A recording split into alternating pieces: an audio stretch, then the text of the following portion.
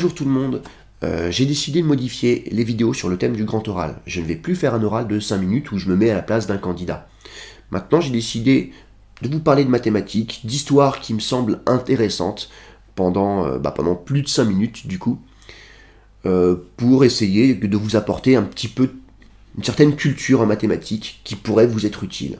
Voilà. Le problème c'est qu'on n'a pas le temps de faire ça en classe puisqu'il faut qu'on fasse le programme, et puis que vous soyez prêts pour vos écrits. Voilà, en attendant, j'espère que cette vidéo sur l'infini va vous plaire. Vous me ferez un retour. Bon visionnage. Bonjour tout le monde, aujourd'hui j'ai décidé de vous parler de l'infini. Je vais donner deux approches différentes de l'infini, et je reviendrai sur ces deux approches plus tard dans l'exposé. En terminale spécialité, on aborde la notion de l'infini dans les chapitres sur les limites. Je dis les chapitres puisqu'on peut parler de limites, de suites ou de fonctions. En général, on peut chercher à modéliser un phénomène, ça peut être en sciences, ça peut être en économie, ça peut être en probabilité. La variable n ou x est indéfiniment augmentée et puis on cherche à entrevoir ce qui va advenir de ce qui est modélisé par la suite, la fonction. Dans ce cas, cet infini-là, c'est l'indéfini. On parle d'un infini en puissance. La variable court derrière l'infini, elle est indéfiniment augmentée, ce que je disais, mais elle n'atteint jamais l'infini. Infini en puissance. Ce qui s'oppose à un infini en puissance, c'est ce qu'on appelle un infini en acte. Imaginons un ensemble qui comporte une infinité d'éléments, et bien ça s'appelle un infini en acte. Depuis que l'homme réfléchit, il se pose des questions sur l'infini. Est-ce que le monde existe depuis toujours? Est-ce que le ciel a une fin? Est-ce que la vie a une fin? Ces réflexions ont donné naissance à différentes compréhensions de l'infini, voire parfois à différents types d'infini. Ma problématique est la suivante: comment les philosophes et les mathématiciens ont appréhendé le concept de l'infini au cours de l'histoire. Voici mon plan.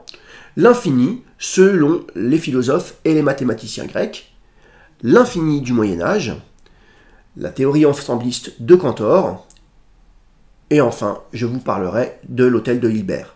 Pour les philosophes grecs de l'Antiquité, deux conceptions de l'infini sont envisagées, l'infini en acte et l'infini en puissance. L'infini en puissance se rattache à ce qui n'est jamais réalisé effectivement. Les quantités peuvent croître de manière indéfinie, mais restent toujours finies. Imaginons par exemple que je doive énumérer la liste de tous les entiers naturels.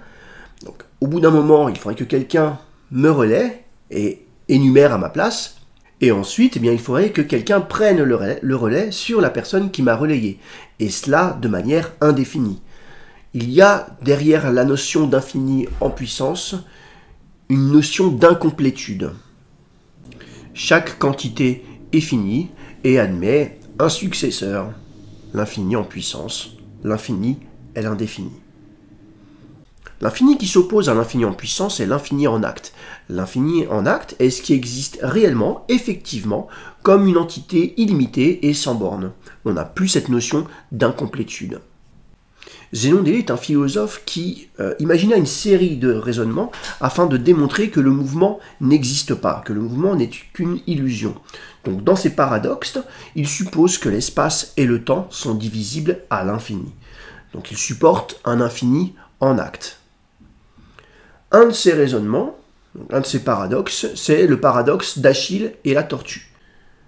Achille, le héros grec, veut faire la course contre une tortue. Mais comme il sait qu'il court beaucoup plus vite qu'elle, il lui laisse une certaine avance. Avant d'arriver à dépasser la tortue, Achille doit rattraper son retard et se retrouver au point qu'occupait la tortue au départ de la course.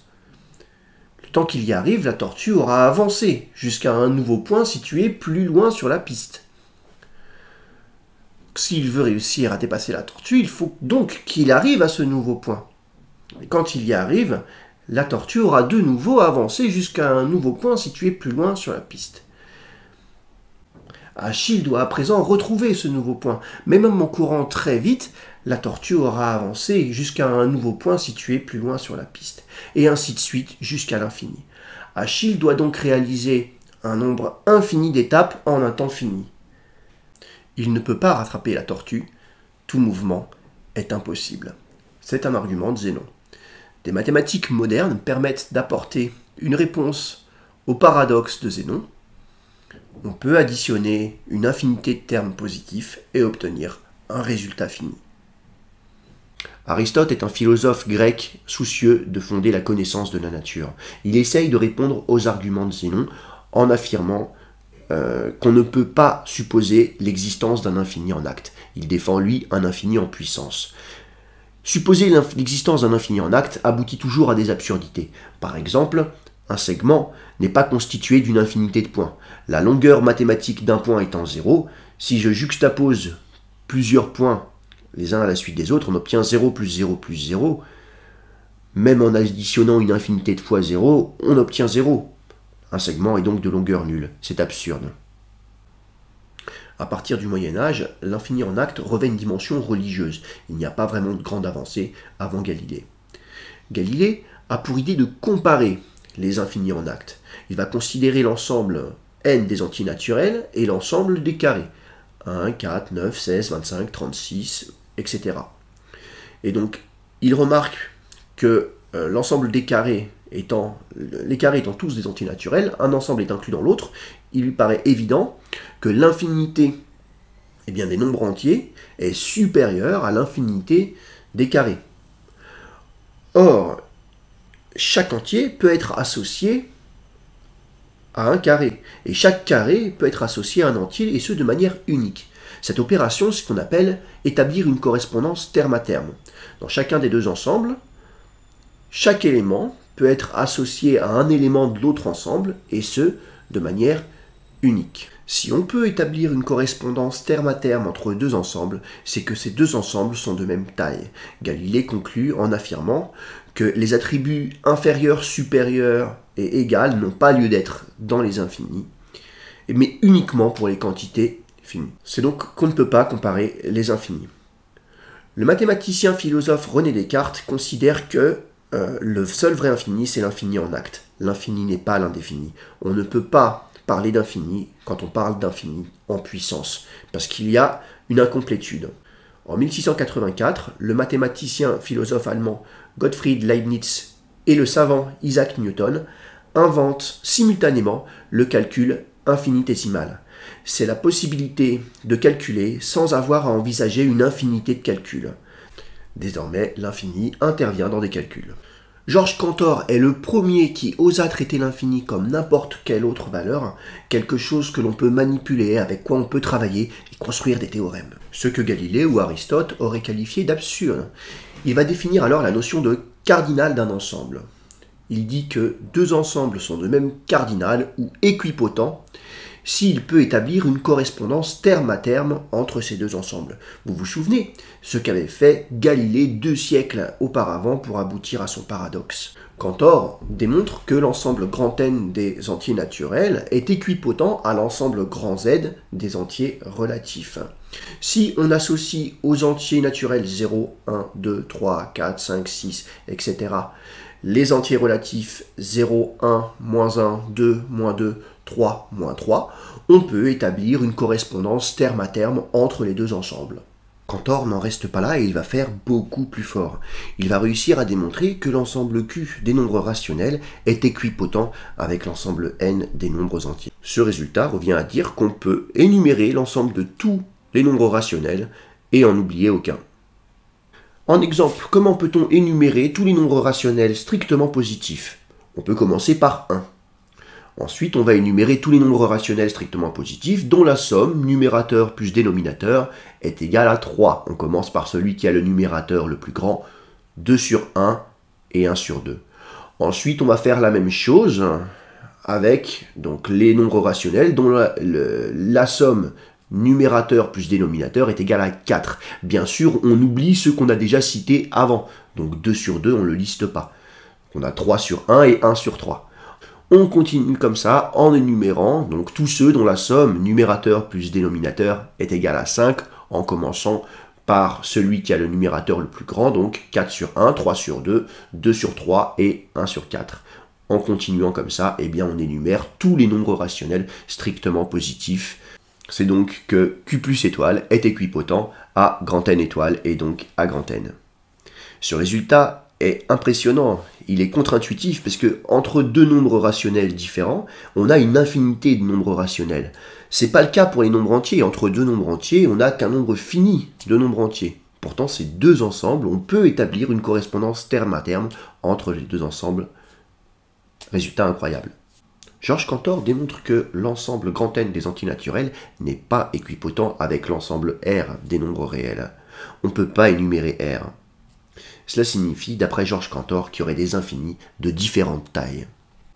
Il faut maintenant que je vous parle de David Hilbert, qui élabora une histoire fictive pour illustrer l'une des conséquences de la théorie de Cantor. Imaginons un hôtel avec une infinité de chambres numérotées par les entiers naturels. La chambre 0, la chambre 1, la chambre 2, etc. Et toutes ces chambres sont occupées par une personne. L'hôtel affiche complet. Cependant, un nouveau client se présente et souhaite avoir une chambre pour la nuit. Comment peut faire donc le gérant de l'hôtel pour pouvoir satisfaire son nouveau client? Le gérant de l'hôtel proposa la solution suivante. Il demanda à chacun de ses clients de se déplacer et d'occuper la chambre suivante. Donc l'occupant de la chambre 0 doit se déplacer vers la chambre 1, l'occupant de la chambre 1 doit se déplacer vers la chambre 2, l'occupant de la chambre 2 doit se déplacer vers la chambre 3. Ainsi, eh bien, chaque client a toujours une chambre et la chambre 0 se retrouve libre. Elle peut donc être occupée par le nouveau client. Imaginons maintenant que le gérant de l'hôtel doit faire face à une nouvelle problématique. Son hôtel affiche complet et une infinité de clients arrivent en même temps. Une infinité en équipotence avec l'ensemble des entiers naturels. Après réflexion, la solution proposée par le gérant de l'hôtel est la suivante, que chaque client se déplace vers la chambre qui porte le numéro double de celle qu'il occupe actuellement. Le client de la chambre 0 reste dans sa chambre, le client de la chambre 1 se déplace vers la chambre 2, le client de la chambre 2 se déplace vers la chambre 4, le client de la chambre 3 se déplace vers la chambre 6, etc. Ainsi, eh bien, toutes les chambres qui portent un numéro pair sont occupées, et toutes les chambres qui portent un numéro impair sont libres, libres d'accueillir l'infinité de nouveaux clients. Bien sûr, on suppose que c'est démontré, l'ensemble des antinaturels est équipotent avec l'ensemble des entiers impairs. Ce qui m'a plu dans cette histoire, pour conclure, c'est que, en dépit de tout ce qu'on peut dire depuis des siècles, voire des millénaires, eh bien, Georges Cantor reformula entièrement les fondements des mathématiques. Et ces théorèmes sont toujours utilisés actuellement par des logiciens et par des mathématiciens. C'est-à-dire qu'il faut recontextualiser. En 1870 encore, pour d'illustres savants, parler de l'infini en mathématiques, c'est interdit, c'est l'œuvre du divin, on n'aboutit qu'à des absurdités. Et je trouve ça vraiment énorme d'être allé à l'encontre de tous ces dogmes-là. En tout cas, voilà, merci Monsieur Cantor. Cadeau pour ceux qui regardent les vidéos jusqu'au bout, petite énigme. Imaginez, vous êtes le gérant de l'hôtel de Hilbert, et l'hôtel affiche complet comme d'habitude.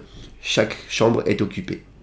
Et tout d'un coup, arrivent deux bus contenant chacun une infinité de personnes, une infinité en équipotence avec l'ensemble des entiers naturels. Comment vous faites pour loger tout le monde? Vous devez le faire qu'en une seule fois, et vous n'avez pas le droit de me dire, eh bien, deux bus avec une infinité de personnes, ça fait une infinité de personnes. Bon courage.